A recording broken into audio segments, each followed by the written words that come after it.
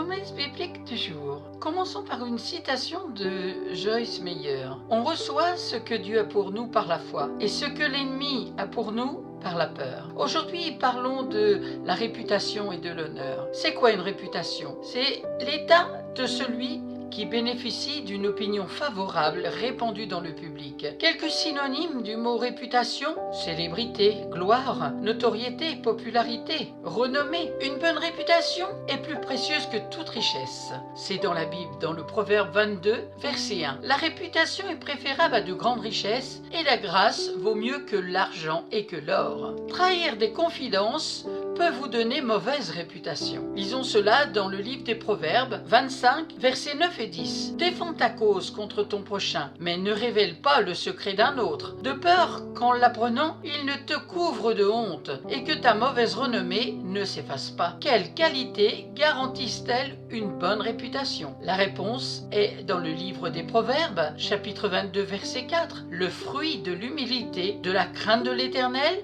c'est la richesse, la gloire et la vie. Un caractère gracieux apporte le respect. Proverbe chapitre 11 verset 16. Une femme qui a de la grâce obtient la gloire et ceux qui ont de la force obtiennent que la richesse.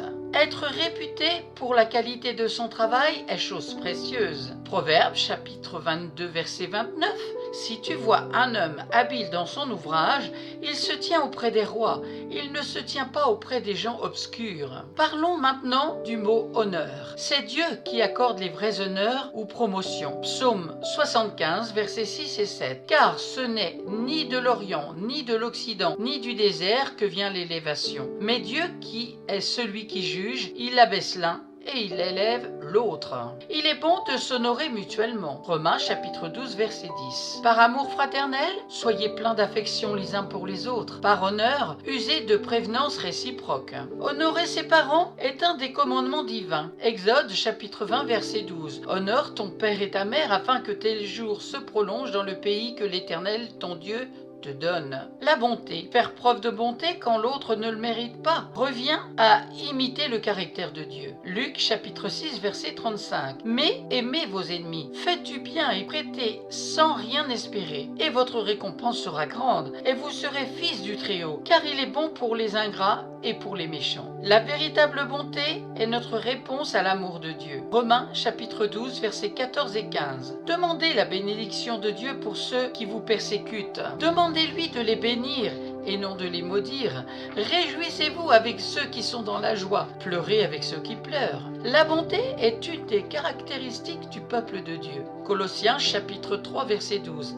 Ainsi donc, comme des élus de Dieu, saints et bien-aimés, revêtez-vous d'entrailles de miséricorde, de bonté, d'humilité, de douceur et de patience. Quelqu'un a dit: il est vrai que nous ne contrôlons pas grand-chose dans la vie, mais ce qui nous rassure, c'est que Dieu, lui, contrôle tout. Amen. Merci Seigneur, merci Père éternel, parce que tu contrôles nos vies. Tu es là avec nous et qui sera contre nous? Merci Saint-Esprit pour ta parole qui a été annoncée. Qu'elle revienne pas à toi sans avoir fait son effet dans les cœurs de chacun. Merci pour l'œuvre rédemptrice de la croix de Jésus pour chacun d'entre nous. À toi soit toute la gloire, Père. Dans le nom de Jésus-Christ, Amen. Soyez abondamment bénis. Je vous donne rendez-vous à très bientôt. Merci d'avoir pris du temps pour écouter Promesse biblique du jour et la parole de Dieu. Amen.